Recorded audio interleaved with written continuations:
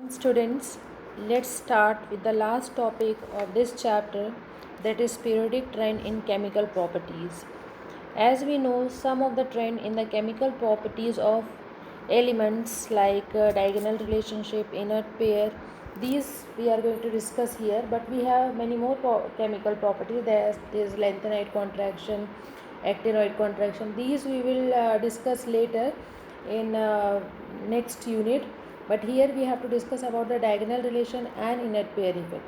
Okay, so in this section we shall discuss briefly the periodicity of the valence state shown by element and the anomalous behavior of the element of the second period, like lithium to fluorine. So first we will discuss about the valency. We know that valency or the valence electron, it is the reason of all the chemical properties, isn't it? So here all the chemical properties or as well as physical properties, these all are directly or indirectly depends on what? Depends on the valency. So first we people should know what you mean by valency. So see here, periodicity of valency or valence or oxidation state. Okay, so valency is the most characteristics property of the element and can be understood in terms of their electronic configuration. Okay, or more preciously on the number of electrons present in the outermost shell. If we are talking about the valency, so valency is what? Like if we are taking the element present in the second period, like lithium, beryllium, then we have boron.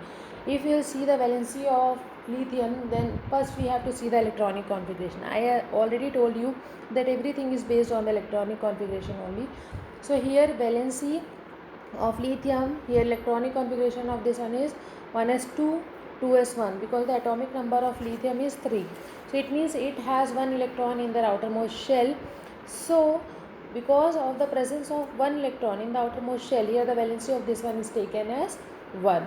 Okay, if we are talking about any other element, like if you will take example of nitrogen, so on doing the electronic configuration of nitrogen, atomic number of nitrogen is 7, and when we will do the electronic configuration of nitrogen, it is 1s2 2s2 2p3.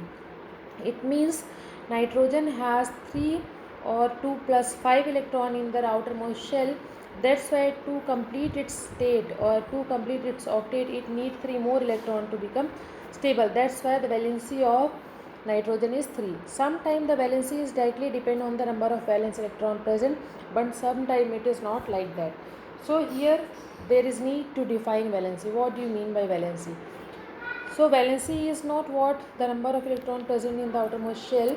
Here we can define valency as the number of electron loss or gain or share by any of the element is called to be as valency of that particular atom. Okay, like nitrogen, it has 5 electron in the outermost shell, so to get stable it need 3 more. That's why here the valency of this one is 2. But in case of lithium, it has 1 electron in the outermost shell, so to become stable it needs 7 more electron, which would be very difficult. That's why lithium is going to lose electron. So valency is not only about the number of electron present, it is all about the number of electron either lose, gain or share. Like carbon is never gain electron, never lose electron. Carbon always share their electron. So valency is all about loss, gain or share of the electron to get stability. Okay, so nowadays mostly these valency are frequently used as oxidation state. So what do you mean by oxidation state? So here we can if we are talking about the oxidation state, like oxidation state is different, means same element. If we will be talking about oxygen, like here see we are having one example given, that is OF2 and Na2O. Here when we are seeing the oxidation state of oxygen, in the first one we know that in OF2 we know that fluorine is the highest electronegative element and oxygen is the second highest electronegative element. If there is a combination takes place between oxygen and fluorine, they both are electronegative, but they are not going to give electron to anyone because fluorine is highest electronegative. That's why whenever combination takes place, one should be present in the form of positive ion and another have to present in the form of negative ion, because negative and positive can never be combined. Okay, so here because oxygen is less electronegative than fluorine, That's why oxygen is going to show +2 oxidation state in case of OF2. Okay, and if we are saying Na2, here the oxidation state of oxygen is what? Because sodium it is electropositive element. It means sodium is going to show positive charge. So obviously, because oxygen it is the second most electronegative element, that's why here oxygen exists, or here the oxidation of oxygen is taken as -2. So it means that oxidation state of any of the element is depends on which or which it is combined. Like if any of the element is combined with the less electronegative element, then it has the ability to pull the electron of that element towards itself. But being because oxygen is not as much electronegative as fluorine, that's why here oxygen has to behave as electropositive element. That is called as oxidation state. So oxidation state of any of the element can be changed. It depends on the type of element to which it combines. Sometime oxygen show +2, sometime it show +1, sometime it show -2, sometime it show -1, sometime it show half oxidation state also. Okay, so oxidation state can vary on the basis of the element to which it combined, but valency will always be same for all the element. Okay, these are the difference between the oxidation state and the valency. So here whenever we are talking about the oxidation state and valency, for valency let's move in a group and period. First we will talk about the variation of valency along a period. So as we are moving in a period from left to right, the number of valence electron increases from 1 to 8, but the valency of element with respect to hydrogen or oxygen first increases from 1 to 4 and then decreases to 0. These trend observed in the valency of element in hydrides or in oxides. Like here you can take example, if we will be taking elements of the second period like lithium, then we have beryllium, boron, then carbon, nitrogen, oxygen and fluorine. So here when we see the valency of lithium, it is +1, then beryllium it is +2, for boron it is +3, for carbon it is not +4 or not -4, both we will be taking, that is +4 and -4. For after carbon, here we have nitrogen. Nitrogen is going to gain electron because nitrogen is non-metal and non-metal is not going to lose their electron. Nitrogen is going to gain electron. That's why from carbon again there is decrease in the valency takes place, that is -3, -2, -1, and then after that fluorine we have neon. Fluorine has 0 valency. So means whenever we are moving in a period, first valency increases and then valency decreases. It depends on the number of electron that they need to complete its octet. Okay, second, variation within a group. It means whenever we are moving from up to down in a group, the number of valence electron remains same. Okay, all the element in a group exhibit the same valency. For example, if we will be talking about the element of group 1 like alkali metal, they have valency 1, while the elements of group 2 they have the valency 2. Elements of group 13, boron, aluminum, they all are having the valency 3. Okay, so all the elements which are present in a group, they are going to show same valency. That's why they kept in the same group, because on the basis of the valency only they are going to show their reactivity towards other element. So it means they show some of the similarity with one another.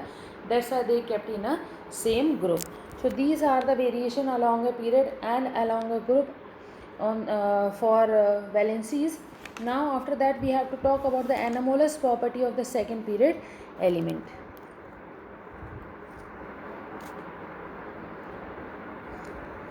Second period element, again whenever we are talking about the periods, first period we have only two elements, that is hydrogen and helium. But if we are talking about the second period, after hydrogen we have lithium. Then when we move from left to right, it is called as period. So here the element which is present in the second period, again like lithium, beryllium, boron, carbon, nitrogen, oxygen and fluorine, they are showing some anomalous property from the element which are present in their group. Like whatever the property is shown by lithium, this property do not show by sodium, potassium or rubidium, whatever the element present in their group. Same, whatever the property or anomalous behavior is shown by beryllium, rest of the element of that group is not going to show that type of property.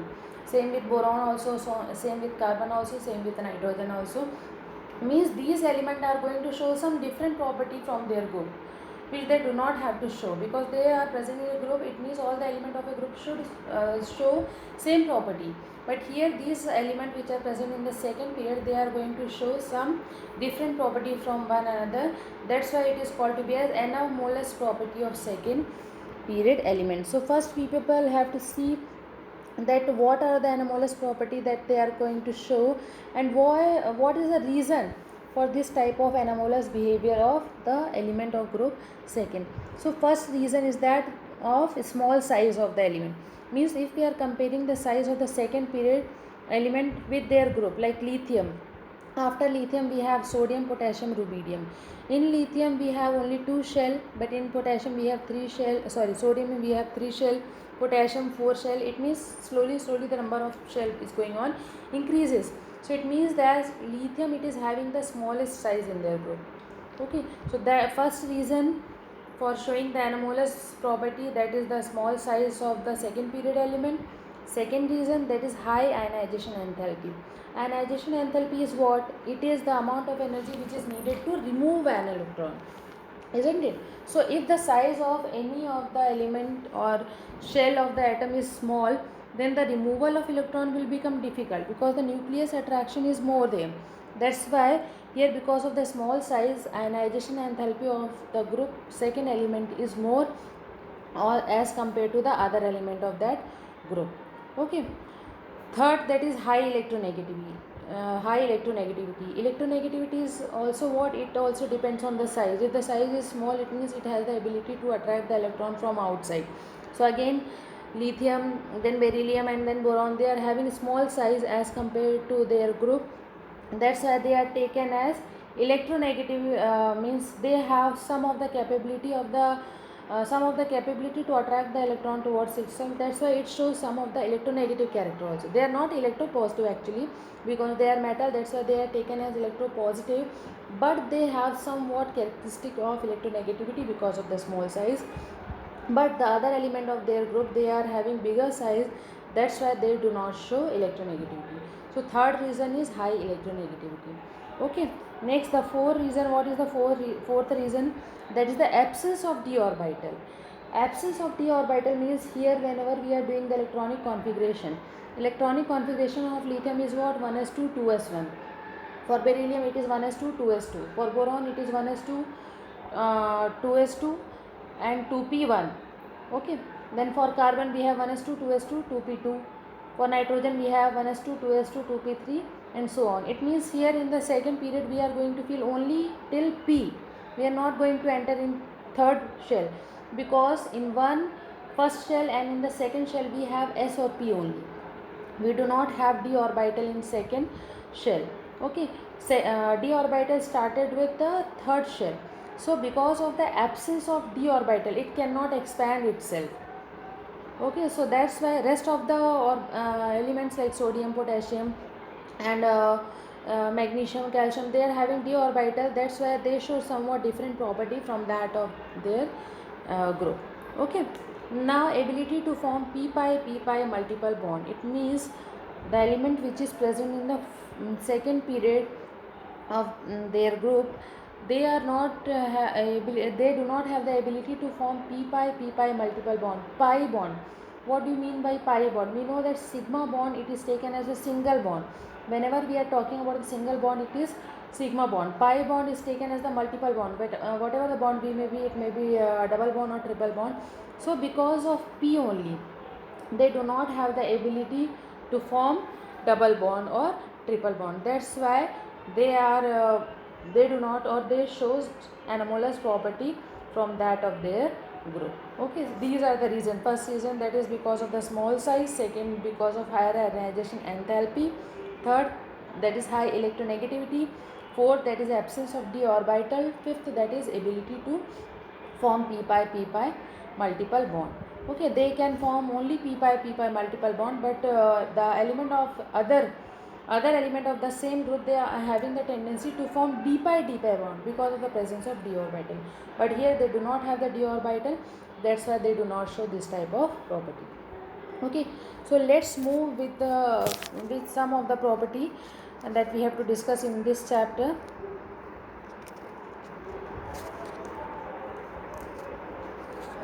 That is the diagonal relationship. What do you mean by diagonal relationship? So diagonal relationship, it is the similarity between a pair of element in the different group and the different period are located diagonally in the periodic table. Okay, some elements of the certain group in the second period show resemblance certain element of the next higher group in the third period. Here you can take example, like if you will be talking about lithium, beryllium, boron and carbon, they are arranged in a period. After lithium we have sodium, magnesium, aluminum and silicon. So here lithium is going to show relationship with magnesium, which is means lithium or magnesium, they are just diagonal with one another. So they are going to show resemblance with the element which is not present in their group, not present in their period, they are present just diagonal to one another. So that's why this type of relationship is called to be as diagonal relationship, because here the element of the second period, they are going to show the resemblance of the element of the third period, but not just after or just below that, they are just diagonal to one another. Okay, so what is the reason of diagonal relationship? Why lithium is going to show resemblance with magnesium, why beryllium is going to show resemblance with aluminium, and why boron is going to show resemblance with silicon? What is the reason behind that? See, these are the element. Like lithium, after lithium we have magnesium, we have sodium, but they are not going to show resemblance with sodium, they are going to show resemblance with magnesium, which is diagonal to one another. Here beryllium is going to show resemblance with aluminium. Okay, so what is the reason of this diagonal relationship? So first reason behind this one is the similar atomic or ionic radii. If we are seeing the radius of lithium, that is what, that is 152 approximately, it is given here, that is 152 picometer. So if we know that whenever we are moving in a period, the size is going on decreases, it means beryllium should have the less size as compared to the lithium, which is given here, that is 111.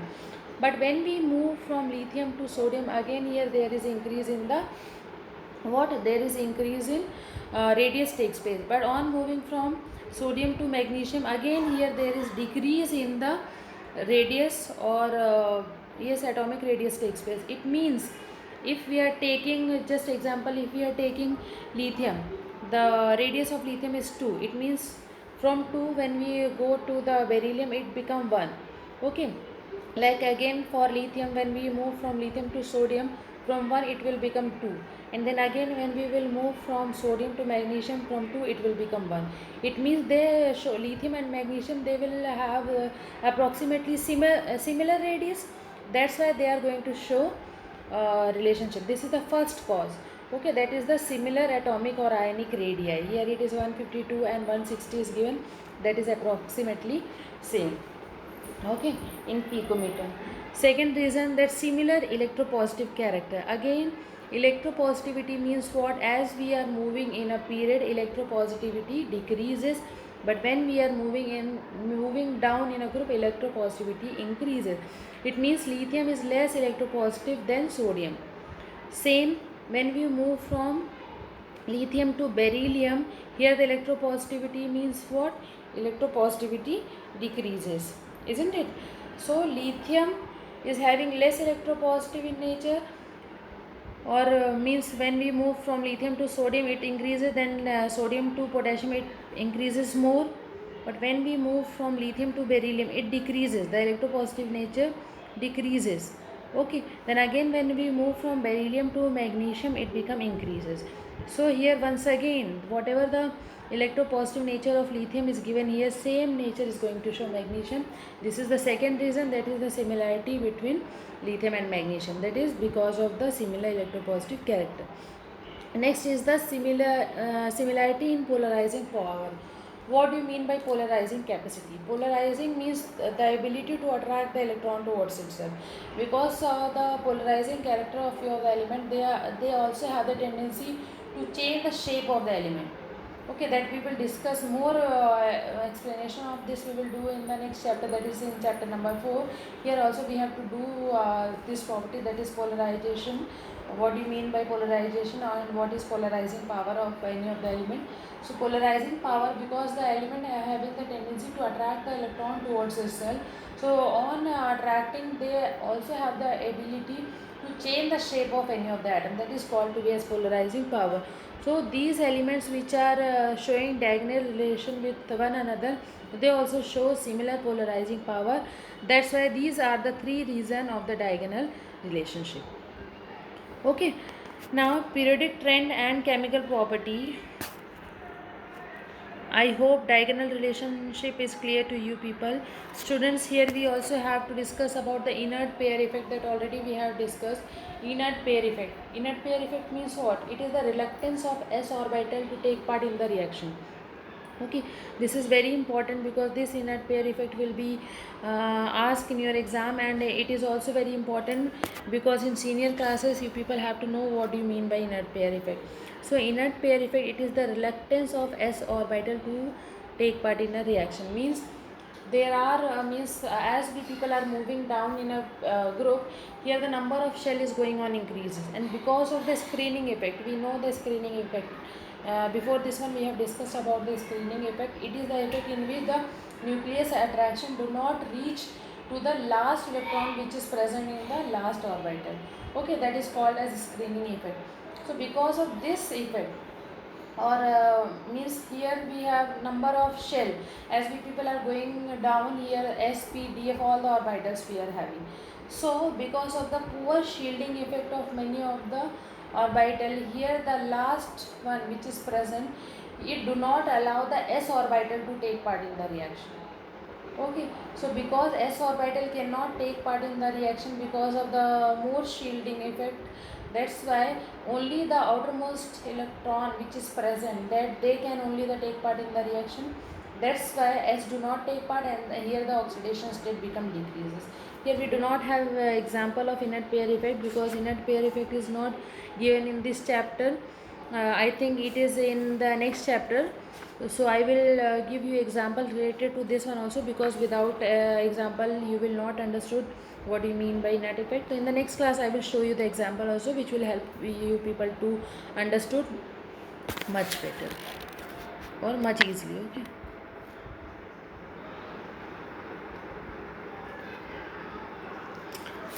So here we have done the many of the properties, chemical properties of the element and the physical properties of the element. So here these trend, there are certain periodic trend and chemical reactivity is given.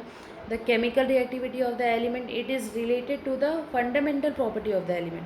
Okay, like atomic size, ionic radii, ionization enthalpy, electron gain enthalpy, or electronegativity, valency. On that only the chemical reactivity of any of the element is discussed. Is based. Okay, so as we already discussed that the ionization enthalpy is least for the element at the extreme left of the periodic table. Okay, and electron gain enthalpy is the most negative for the element at the extreme right of the periodic table. The element of group 18 has the positive electron gain enthalpy, that also we know why, because of the stable electronic configuration. That's why here we have to give extra energy to add the electron. So here chemical reactivity is maximum at the two extreme and lowest in the center. Okay, the extreme reactivity of group 1 element is due to the ease with which these element can lose an electron uh, easily, and formation of cation takes place. On the other hand, the reactivity of halogen is due to the ease with which they can gain the electron very easily, and formation of anion takes place, isn't it? Like lithium, sodium, they are present at the very left of the periodic table, so they are also taken as highly reactive element.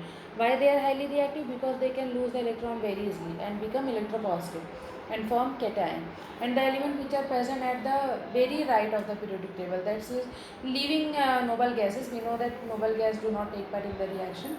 We have halogen in the very right of the periodic table. They are also taken as the highly reactive nature. Why? Because of the smaller size, they are also having the tendency to gain the electron very easily and form negative charge. So here we are going to see the chemical reactivity of the element. So these chemical reactivity we can see by reacting these elements either with the hydrogen or with the oxygen. Okay, that you people have done in class 10th also, that reaction of the element with hydrogen, then formation of hydride takes place, and reaction of element with oxygen, then oxide takes place. Okay, so first we will discuss about the nature of oxide.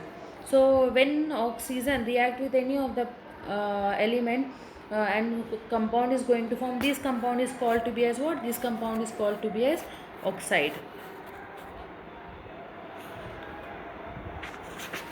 Okay, so if the normal oxide of the element at the extreme left, means in the left we are having only the metal, so whenever metal react with the oxygen, they are going to form metallic oxide.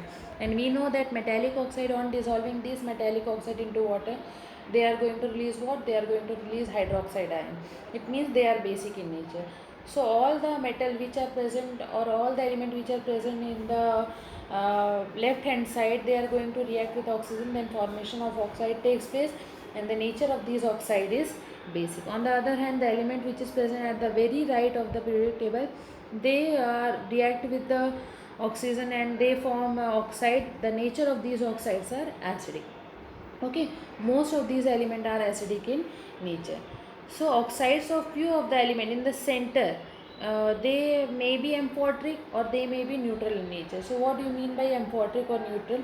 So amphoteric nature, in which they are going to show both characteristic. It means they show acidic character also, they also show basic character. But neutral means they neither show acidic character nor show basic character. That is neutral. If we are talking about carbon monoxide, it is neutral in nature. Okay, so how does carbon monoxide form? We know carbon, when combined with oxygen, it can form carbon dioxide also. It may also form carbon monoxide. It depends on the supply of oxygen, what amount of oxygen we are supplying. If the limited supply of oxygen we are giving, then it forms carbon monoxide, and this carbon monoxide is neutral in nature. But there are certain elements which are present at the center of the periodic table. They are mostly amphoteric in nature.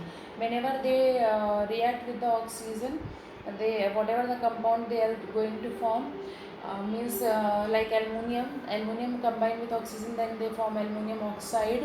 And when we dissolve this aluminium into water, they do not show dissolution. So to check the nature of this one, here we are going to dissolve it into the acid as well as base. So they are able to dissolve on both. That's why they show amphoteric nature. So these type of compound are called to be as amphoteric in nature.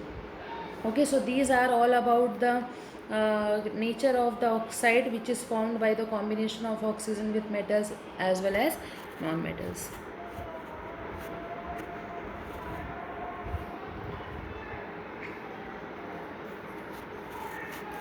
See students, as we know that electronic configuration, it is the base of the chapter. Everything, whatever the thing we have discussed till now, all the physical property, all the chemical property, this chapter is fully based on the physical property and the chemical property. So these physical and chemical properties based on electronic configuration only. So I don't know whether you people have done this electronic configuration or not. So that's why here I am giving the electronic configuration till copper. So see here, the electronic configuration is like that.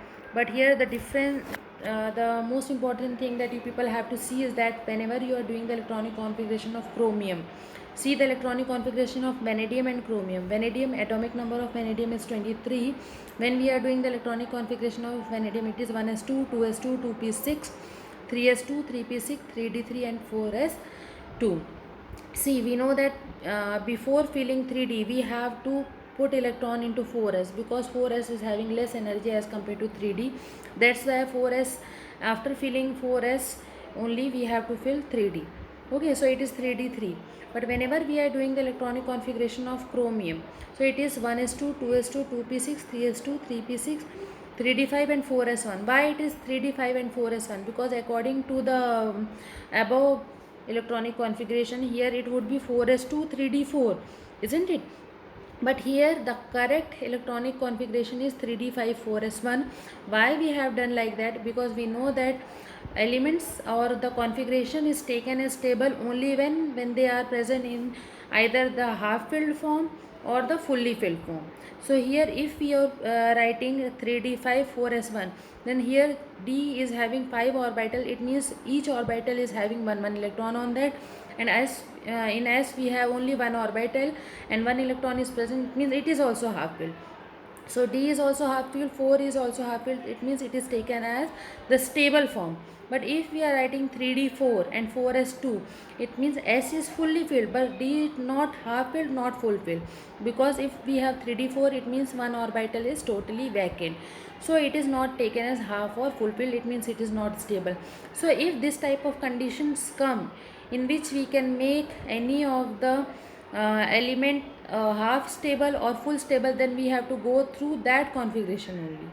Okay, because this stable configuration is taken as the correct configuration, not the one in which we are having the unpaired electron present on that. See, here we have copper like that also. Copper. In copper we have 1s2, 2s2, 2p6, 3s2, 3p6, 3d10. According to the above, here after 3d8 we have to write 3d9 and 4s2. But again, if we will be writing 3d9, then it is not taken as half filled or full filled. But if we will be writing 3d10, then it is taken as complete filled, and 4s1 it is half filled. Means half filled or full filled, both are taken as the stable form. But if we will be writing 3d9 and 4s1, then it is not considered as half filled or stable form. So always you have to go through that configuration which will give stability to any of the element. So students, kindly please notice these points, because always whenever electronic configuration is asked, copper and chromium will always ask, because this is having some exception type of configuration. Rest all element they are having just common configuration that you people have to fill according to the rule. But here they are just little bit different. So always the exception thing is asked in your chemistry. Okay, so please go through the configuration that I had given here, and if again you will be getting any difficulty, then kindly please contact me. So with that we have finished this chapter 3rd, and in the next class I will start chapter 4, that is chemical bonding and molecular structure. Okay students, for today we have this much only. Thank you so much for hearing me.